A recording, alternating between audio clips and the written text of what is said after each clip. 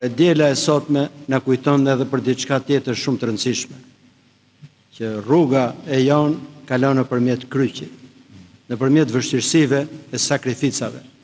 Për të arritur në dritë, duhet të kalojmë nëpërmjet errësirës e të kemi kurajën që na jep kryqi.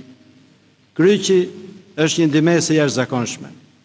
Nëse ne do kuptojmë misterin e kryqit, jeta jonë do ndryshojë, sepse si ka mundësi që një instrument i shpikur nga fenikasi, instrument torture dhe vdekje, Zoti e ktheu në burimin e jetës, sepse çdo gjë që prek Zoti e transformon, e kjo na jep shpresë. Në këtë ditë sotme, unë jam i emocionuar.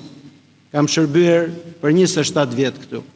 E dua t'i falenderoj të gjithë klerikët e Dioqezës Korçës për mbështetjen që më kanë dhënë, e të gjithë besimtarët, të cilët janë përpjekur për ta ndihmuar kishën. E ndarja nga një kohë kaq e gjatë nuk është e lehtë. Megjithatë, ne ndajemi përkohësisht. Unë do lutem për këtë dioqezë, sepse një pjesë e shpirtit tim, e jetës time është këtu. Dhe për një kohë të shkurtër, derisa të zgjidhet mitropoliti i ri, e mbuloj unë përgjegjësinë e kësaj dioqeze.